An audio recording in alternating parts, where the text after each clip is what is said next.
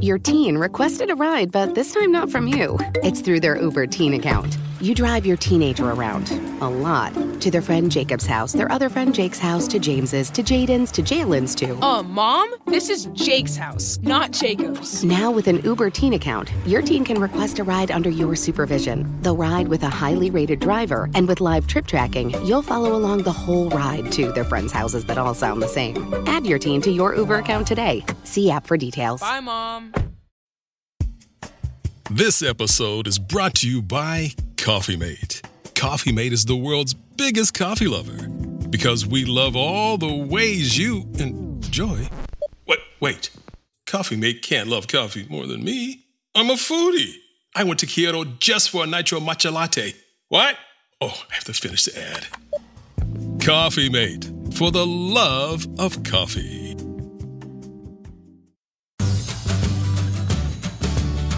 Hello, I'm Pip, and welcome to the Midwife Pip podcast, the home of expert information and real chats on all things pregnancy, birth, and beyond. Eczema seems to be such a common condition in babies, and having navigated eczema with our firstborn, I think it's a real challenge to understand and treat properly as a parent. So this week, I'm very excited to be joined by an expert dermatologist, Dr Ellie Rashid, to help us myth bust, understand, and move through all the noise around eczema in babies and in young children. So welcome, Dr Ellie, and thank you so much for letting us steal you away from what I know is a very busy clinic schedule that you run, to kind of pick your brains really on this common condition. It's my pleasure. Thanks for having me. The first thing I would love to understand, because I feel like when you become a doctor, become a medic, there are so many areas that you could go into and you could specialise in. What drew you to skin and dermatology? So at medical school in my fourth year, I had a placement with the dermatology department. And the dermatologists there were just so happy. They were so lovely. The variety of things that they got to see in clinic. Some of them were doing a paediatric dermatology clinic. Some were doing an adult clinic. Some were doing skin cancer, medical dermatology, so things like eczema and psoriasis. And I just thought it's such a varied specialty. And the team were so nice and so warm and welcoming and all seemed genuinely happy in their jobs. And I thought, that's the sort of career that I want to embark on. And interestingly, we've just had our British Association of Dermatologists meeting at annual conference, and I saw the dermatologist that was the most inspiring in the department. And I told him how much he had inspired me to pursue dermatology. And someone within the conference told me how I had inspired her to pursue a career in dermatology. So I think, it's a lovely, lovely specialty. How amazing. And doesn't it show us how the people that we meet along our journeys in life are so highly influential to the things that we do? Like, completely. Story. I love that. It's such a beautiful story. Now, Ellie, I know we were talking a little bit before we hit record, and I was explaining how, and I think I've talked about this probably on the podcast before for those avid listeners, that we, have and are really navigating eczema in our household. And I think, especially with eczema in babies and young children, because it's common, because their skin is so sensitive, I feel like because it's talked about so much, we've almost normalised it and therefore underestimated how uncomfortable and actually sometimes debilitating it can be for children. And I know I mentioned that, for our son who loves water and loves his baths, when his eczema's flaring, it's just really sore and uncomfortable. And as a parent, you feel horrendous because all you want to do is make sure that they're happy and thriving. Yeah. And you feel really, really helpless.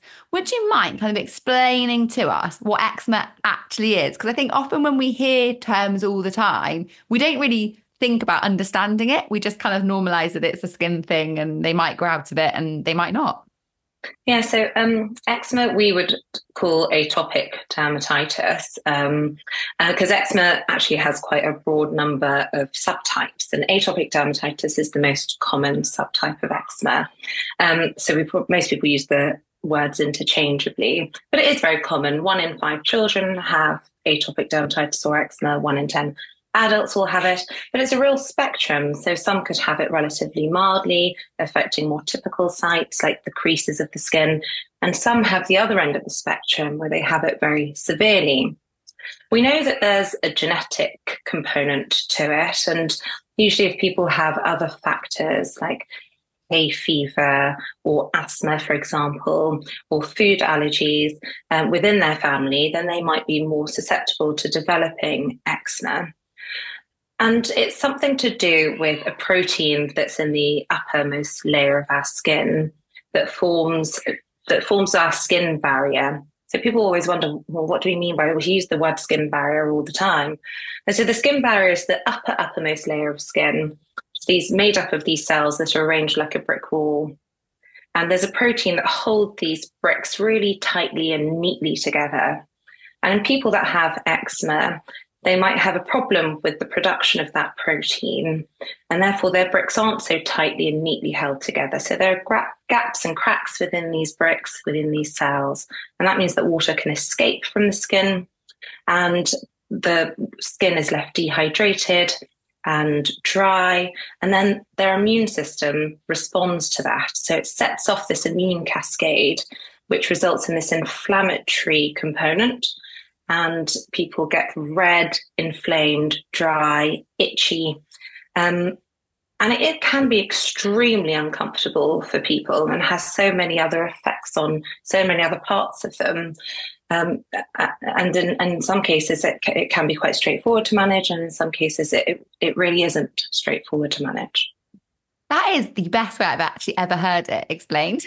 I feel like I spoke to, in our private life, I feel like I've spoke to so many dermatologists and doctors about Finley's eczema and skin, but that's the best I've ever heard it kind of described. That makes complete sense. And I think, for parents, because they're so vulnerable and little, aren't they? And especially babies and young children, they don't like the creams. They don't feel nice. They don't want to have cream put on them because they find that irritating. And so the whole kind of ordeal can be so much more complex, I think, to manage sometimes than perhaps in the kind of adult population. Do you find that you have lots of children coming to you with kind of skin issues, Ellie, or do you find that you have more adults? And so I do both. I do a pediatric dermatology clinic and an adult dermatology clinic. And within my adult clinic, I see the more severe subtypes of eczema that are on some of these more advanced therapies that we sometimes use. So I guess I see all ages. I see the full spectrum, but it is more common in children. And by the age of 7, approximately 2/3 of people would have grown out of it. So the third that haven't grown out of it, approximately 3/4 would have grown out of it by the time they're 16. So most do grow out of it. But I think sometimes when we relay that message to parents or to people, if they haven't grown out of it, they seem quite frustrated by that. And, why am I the minority that hasn't grown out of my eczema? And really with eczema, people ask, is there a cure for it? And I always tell them, it's all about managing and controlling your eczema. You may well grow out of it and we can have it under control whilst you go through that journey. And if it's not controlled and it's not, and you've not grown out of it, then we might have to embark on some of these more advanced therapies. It's reassuring, though, I think, to know that there are lots of different options, especially through that life cycle, not just children, but also into kind of adulthood as well. And you've explained beautifully what causes eczema, but when does it typically start, Ellie? Can it start kind of much younger, or does it tend to kind of happen later on in kind of baby, so childhood years? When do you tend to see it start to show its signs? So it normally starts very, very early on. So some people within a few weeks of life can start showing signs of eczema. And it could progressively potentially get worse. And some people don't really show any signs of, like you were saying earlier before we recorded, don't show any signs of eczema. And then suddenly it just develops and you think, where has this come from out of the blue?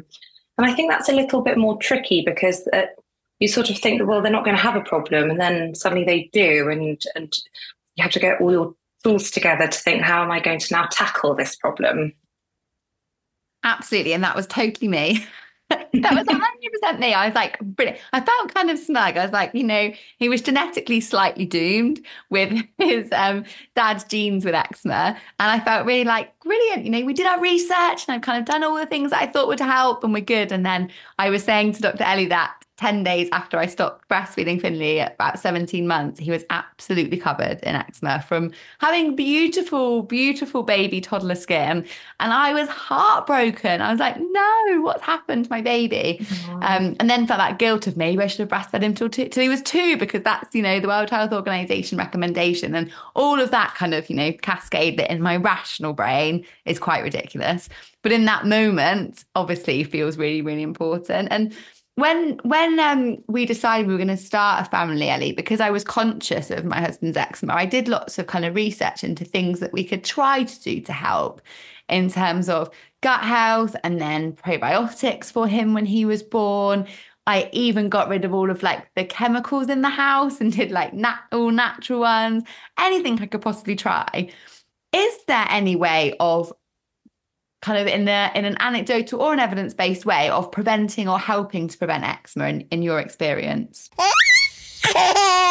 My brand new book, Midwife Pip's Guide to a Positive Birth, is now available. So much more than a book, this is a guide that allows me to hold your hand through your birth preparation journey. With over a decade of experience and knowledge packed in, to ensure you really are empowered in the way you deserve to achieve a positive birth, regardless of the twists and turns that crop up. Make sure that you get your hands on Midwife Pip's Guide to a Positive Birth book now and are empowered to have the birth experience that you deserve. So I think if you've got the genes for developing eczema, you probably will develop it. I think things that can be controlled to a certain extent is the severity potentially of eczema and how quickly you can bring things under control. If we imagine the inflammatory cascade that happens with eczema, so your skin is dry and then your immune system sort of kickstarts this cycle. When we then scratch our skin, and it's incredible to watch these babies that really don't have much control of any movement, but seem to be able to itch and scratch themselves. I always find it fascinating to watch. So when they scratch their skin, which is what you do when things feel itchy, then the skin responds to being scratched, to that trauma from being scratched. And one of the things that can happen is the skin thickens up in response to being scratched. And that in itself sets off this further cycle of the inflamed thickened skin being itchy in its own right. So then it's very hard to break the cycle. The longer that goes on for, the more you scratch, the thicker the skin can become, and the longer the whole thing goes on for. So I think there are things that one can do to try and minimize irritants within the environment, irritants that we might be putting onto our skin. For example, certain fragrance chemicals people can be very sensitive to. Dermatologists would normally recommend fragrance-free products, sort of emollients or moisturizers, and soap substitutes. So we wouldn't normally recommend a soap, but we would recommend something else to cleanse the skin with. I think certain things within the household that we don't think about, but like plug-in fragrances, reed diffusers, things like that can also contribute towards the severity of someone's eczema, or in fact just give them a different type of eczema, which is like an irritant or a contact or an allergic type of eczema. Got you. That makes sense in terms of like actually the genetic component is so strong, it then just becomes kind of how severe that kind of spectrum might be, or what type, I suppose, of eczema that a child may develop. One of the things I'm always interested in as a midwife, Ellie, when I sort of speak to mums about bathing their babies, is I often recommend really delaying that first bath to try and protect baby skin. Is that something that you kind of recommend also? I recommend exactly the same. So it's counterintuitive, but people think the bath could help to moisturize the skin. But actually, when you're in the bath, or if you have a prolonged length of time within a bath, it dries your skin out further. So we normally ask parents to put a layer of moisturizer or an emollient, and I'll probably use those words interchangeably, but meaning the same thing, on the baby's skin. But it does make it makes the baby a little bit slippy, so you do have to be careful. And then as soon as they finish with their bath, after they've towel dried, to put another layer of moisturizer on, just to really try and lock in the moisture, because having a prolonged bath can make you more dry. And in terms of moisturizers for babies, Ellie, is that something you recommend from the get-go, that parents regularly moisturize their baby skin, or leave it well alone unless there's a problem? What's your kind of thoughts? So my recommendation is to moisturize from the get-go, and there's some evidence to back up that recommendation. What I usually don't use is sort of food-based oil, so coconut oil, almond oil.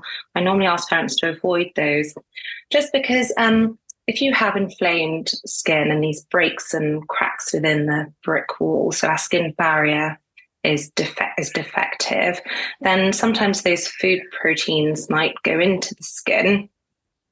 And then because it's bypassed the gut system, you might develop antibodies, and then it might bring on food allergies. So I normally say to try and avoid sort of food-based emollients. It's the same even if babies have sort of cracked eczema on the face, for example, and then, when they're sort of eating and they get it all over. Sometimes if you've not adequately treated the eczema and the skin barrier is very defective, then some of those food proteins go in, and then you can develop antibodies to those foods.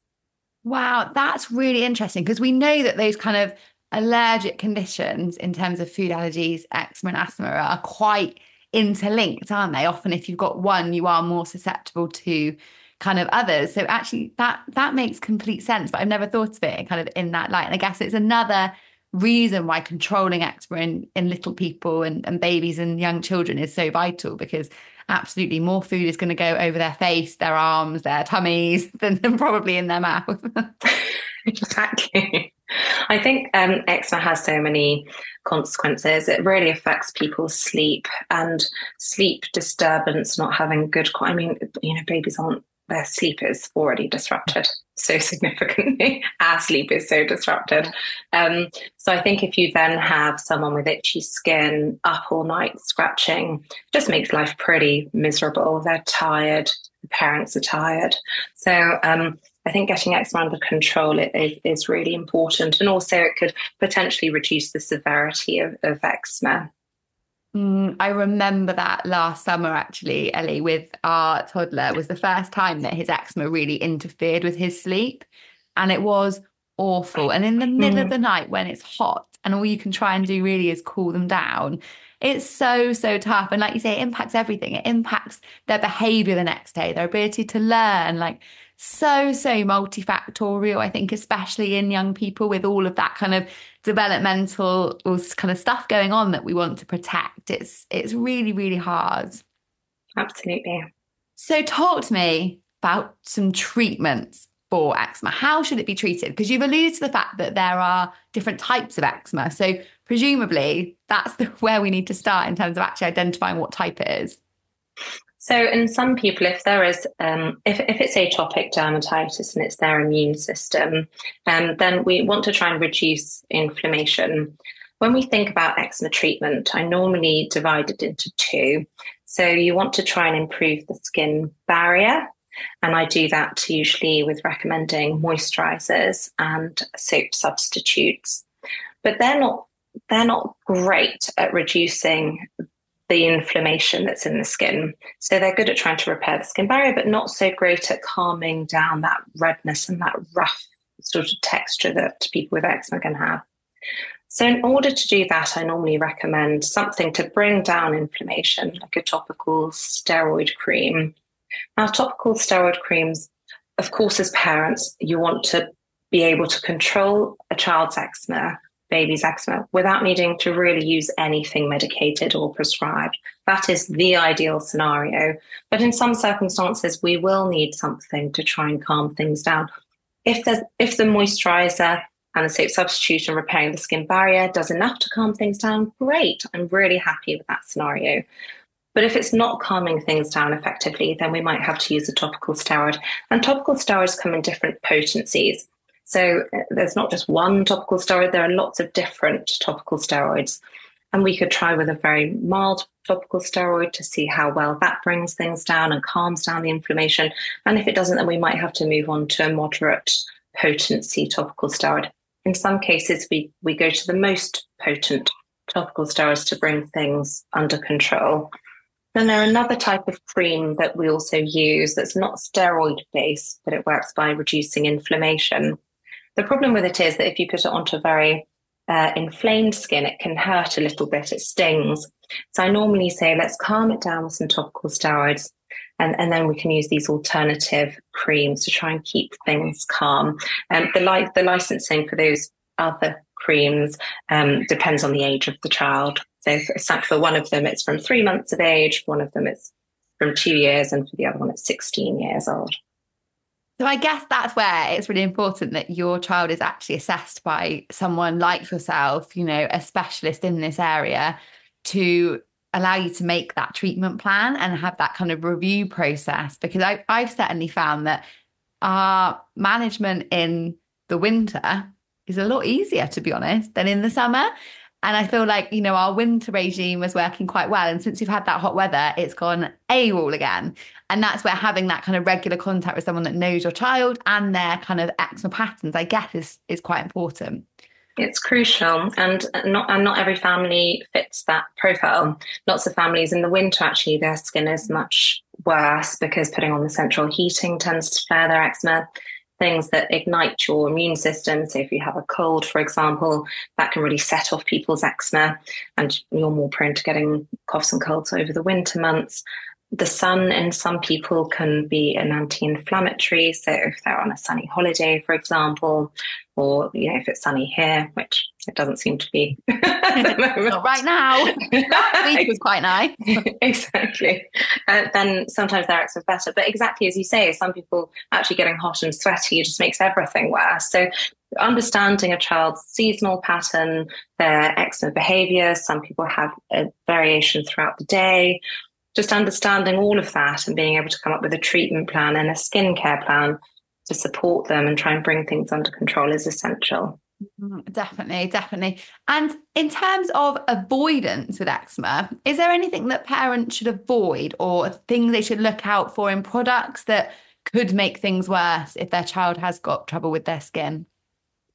So most eczema formulated products will not have a fragrance, will not have fragrance chemicals within them. So that's something to definitely avoid. And then there's an ingredient, which they're called humectants. So things like glycerin, for example, hyaluronic acid. So these draw water towards them. So essentially they help to keep the moisture within the skin and reduce the risk of it evaporating from this defective skin barrier. So those ingredients can be really helpful. So things like ceramides, glycerin, hyaluronic acid, those types of ingredients can be helpful to look out for.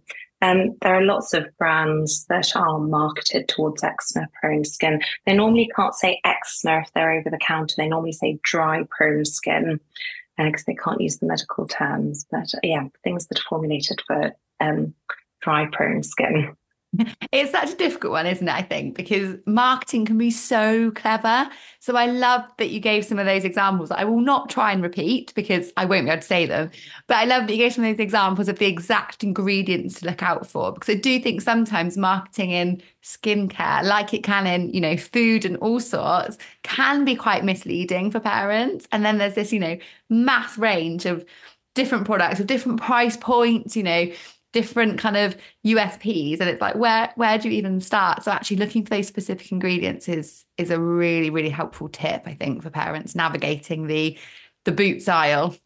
It's really difficult, and now you've got social media, which makes it even more tricky to know what to buy, and things just start trending, and parents are desperate, their children are desperate, and often things that are promoted on social media, people will just buy.